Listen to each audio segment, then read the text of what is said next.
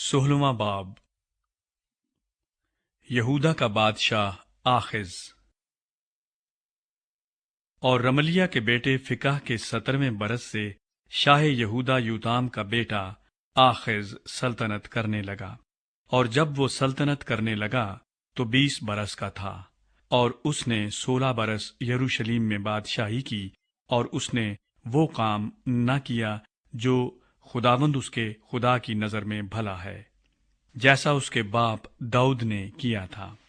بلکہ وہ اسرائیل کے بادشاہوں کی راہ پر چلا، اور اس نے ان قوموں کے نفرتی دستور کے مطابق جن کو خداوند نے بنی اسرائیل کے سامنے سے خارج کر دیا تھا، اپنے بیٹے کو بھی آگ میں چلوایا، اور اونچے مقاموں اور ٹیلوں پر اور ہر ایک ہرے درخت کے نیچے اس نے قربانی کی اور بخور جلایا۔ تب شاہ ارام رزین اور شاہ اسرائیل رملیہ کے بیٹے فکح نے لڑنے کو یروشلیم پر چڑھائی کی، اور انہوں نے آخز کو گھیر لیا، لیکن اس پر غالب نہ آ سکے۔ اس وقت شاہ ارام رزین نے ایلات کو فتح کر کے پھر ارام میں شامل کر لیا، اور یہودیوں کو ایلات سے نکال دیا، اور ارامی ایلات میں آ کر وہاں بس گئے، جیسا آج تک ہے۔ سو آخز نے شاہ اسور تگلت پلاسر کے پاس ایلچی روانہ کیے اور کہلا بھیجا کہ میں تیرا خادم اور بیٹا ہوں، سو تو آ اور مجھ کو شاہ ارام کے ہاتھ سے اور شاہ اسرائیل کے ہاتھ سے جو مجھ پر چڑھ آئے ہیں رہائی دے۔ اور آخز نے اس چاندی اور سونے کو جو خداوند کے گھر میں اور شاہی محل کے خزانوں میں ملا لے کر شاہ اسور کے لیے نذرانہ بھیجا،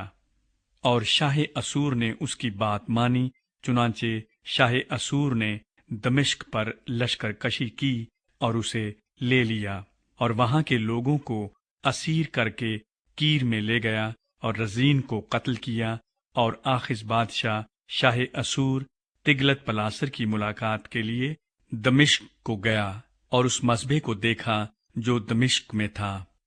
اور آخز بادشاہ نے اس مذبح کا نقشہ اور اس کی ساری صنعت کا نمونہ اوریا کاہن کے پاس بھیجا،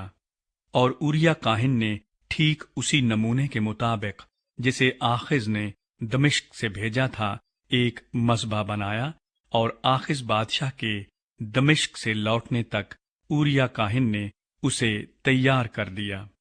جب بادشاہ دمشق سے لوٹ آیا تو بادشاہ نے مذبح کو دیکھا، اور بادشاہ مذبح کے پاس گیا اور اس پر قربانی گزرانی، اور اس نے اس مذبح پر اپنی سوختنی قربانی اور اپنی نظر کی قربانی جلائی، اور اپنا تپاون تپایا، اور اپنی سلامتی کے ذبیحوں کا خون اسی مذبح پر چھڑکا۔ اور اس نے پیتل کا وہ مذبح جو خداوند کے آگے تھا ہیکل کے سامنے سے، یعنی اپنے مذبح اور خداوند کی ہیکل کے بیچ میں سے اٹھوا کر اسے اپنے مذبح کے شمال کی طرف رکھوا دیا۔ اور آخز بادشاہ نے اوریا کاہن کو حکم کیا کہ بڑے مذبح پر صبح کی سوختنی قربانی اور شام کی نظر کی قربانی اور بادشاہ کی سوختنی قربانی اور اس کی نظر کی قربانی اور مملکت کے سب لوگوں کی سوختنی قربانی اور ان کی نظر کی قربانی اور ان کا تپاون چڑھایا کر، اور سوختنی قربانی کا سارا خون اور ذبیحے کا سارا خون اس پر چھڑکا کر، اور پیتل کا وہ مذبح میرے سوال کرنے کے لیے رہے گا۔ سو جو کچھ آخز بادشاہ نے فرمایا اوریا کاہن نے وہ سب کیا۔ اور آخز بادشاہ نے کرسیوں کے کناروں کو کاٹ ڈالا اور ان کے اوپر کے حوض کو ان سے جدا کر دیا،